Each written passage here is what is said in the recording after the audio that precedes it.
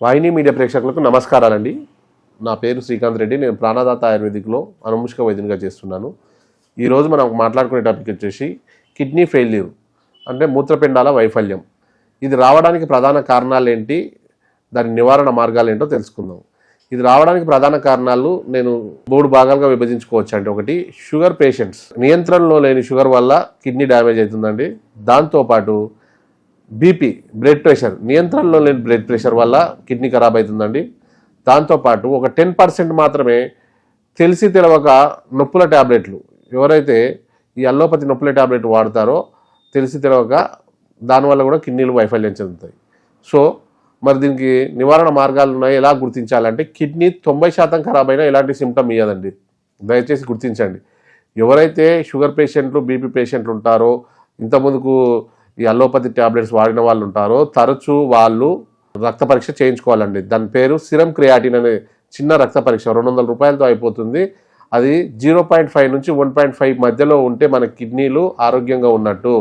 1.5 దాటింది అంటే kidney creatine పెరుగుతుంది, దానివల్ల కిడ్నీలు డ్యామేజ్ అవుతుంది అని అర్థం. సో ఎవరికైతే 3, 4, 5, 6 అయిందంటే, 6 దాటితే డయాలసిస్ మిషన్ ద్వారా చేయడం జరుగుతుంది. మిషన్ అంటే మన రక్తాన్ని వడపోసి మళ్ళీ ఇంటికి పంపిస్తారు మనల్ని. సో అలా వారానికి 3 సార్లు చేయడం జరుగుతుంది. సో అది మనం శాశ్వత చికిత్సన, కిడ్నీ రిపేర్ చేయడం అంటే కాదండి. మీకు ఉన్న సమస్యను తాత్కాలికంగా చేసి పంపిస్తారు. మళ్ళీ అలాగే ఉంటుంది. అది మీ జీవితాంతంగా డయాలసిస్ చేయించుకోవాల్సిందే. సో ఎవరైతే క్రియాటిన్ పేషెంట్స్ ఉన్నారో, మా దగ్గర మంచి మెడిసిన్ ఉందండి. వాళ్ళకి పునర్నవ అర్కు, ఈ అర్కును మేము మేజర్గా పునర్నవ వేస్తాం. మిగతాయి ఉత్తరేని వీటిని వేస్తూ సారబట్టి ప్రక్రియ ద్వారా చుక్క చుక్క పడితే ఇలా పునర్నవ అరకు తయారు చేసామండి. ఎక్స్ట్రాక్ట్ ఇది జిలోయ్ అరకు కూడా సేమ్ తిప్పతీగను 50% మిగతా మూలికలను 50% వేస్తూ జిలోయ్ అరకు తయారు చేసి పేషెంట్కు ఉదయం ఒక మూత, రాత్రి ఒక మూత ఇవ్వడం జరుగుతుంది. దాంతో కిడ్నీలు క్రియాటిన్ చాలా వరకు తగ్గడం జరుగుతుంది. అంతోపాటు వరణాది కషాయము, పునర్నవ కషాయము, వరణాది కషాయం ఉదయం రాత్రి తీసుకోవడం ద్వారా మీ క్రియాటిన్ లెవెల్స్, డయాలసిస్ చేసుకునే వాళ్ళు అయితే వారానికి 3 సార్లు చేయించుకున్న వాళ్ళు 2 టైమ్స్ చేయించుకునే వాళ్ళు 1 టైంకి వస్తారండి. ఎలా వస్తారు? మీకు ఎవ్రీ వీక్ డయాలసిస్కి వెళ్ళినప్పుడు వేస్టేజ్ తీస్తారు. వేస్టేజ్ వాటరు మిషన్ ద్వారా తీయడం జరుగుతుంది. అంటే 3 లీటర్ తీసుకున్నారు అనుకోండి, మన మెడిసిన్ వాడడం ద్వారా 2 లీటర్స్ నుంచి 1 లీటర్ అలా వచ్చి ఎప్పుడైతే 2కి వచ్చిందో డయాలసిస్ ఆపేయచ్చు. డయాలసిస్ చేయని వాళ్ళకైతే ఇంకా ఈజీగా తగ్గించుకోవచ్చు. అంతేకాకుండా సీకేడీ డ్రాప్స్ అని మేము తయారు చేయడం జరిగిందండి. వీటిని సీకేడీ డ్రాప్స్ని ఉదయం రాత్రి 20 డ్రాప్స్, మొదటి వారం 5 చుక్కలు, 2వ వారం 10 చుక్కలు, 3వ వారం 15 చుక్కలు, 4వ వారం 20 చుక్కలు.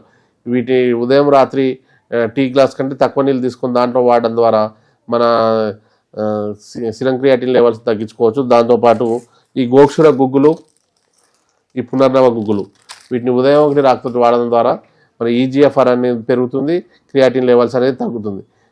దయచేసి డయాలసిస్తో విసుకుపోయిన వాళ్ళు కానీ, ఈ షుగర్ పేషెంట్లు, బీపీ పేషెంట్స్ ఇలా క్రియాటిన్ పెరిగిందని గుర్తించిన వాళ్ళు కానీ మొదటి దశలో, 2వ దశలో ఉంటే మాత్రం తప్పకుండా మా దగ్గరకు వచ్చి ఈ క్రియాటిన్ లెవెల్స్ని తగ్గించుకొని డయాలసిస్ దాకా పోకుండా ఉండడానికి కోరుతున్నానండి.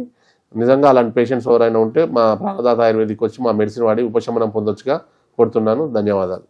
ఆయుర్వేద, గిరిజన మూలిక మరియు పారంపర వైద్యం చేసే ప్రతి ఒక్కరూ మా ఛానల్ ద్వారా మీ విద్యను ప్రజలకు తెలపాలనుకుంటే మా నంబర్కి కాల్ లేదా వాట్సాప్ చేయండి. మీ దగ్గర ఉన్న ఆయుర్వేద మరియు హెర్బల్ ప్రొడక్ట్స్లను మా ఛానల్ ద్వారా ప్రజల్లోకి తీసుకువెళ్తాం. స్క్రీన్పై కనిపిస్తున్న నెంబర్కి కాల్ చేయండి లేదా మీ వివరాలు మాకు మెయిల్ ద్వారా పంపండి. మా మెయిల్ ఐడి wahinimedia@gmail.com. వీడియో కనుక మీకు నచ్చినట్లయితే లైక్ చేయండి, షేర్ చేయండి. మరిన్ని వీడియోస్ కోసం మా ఛానల్ని సబ్స్క్రైబ్ చేయండి.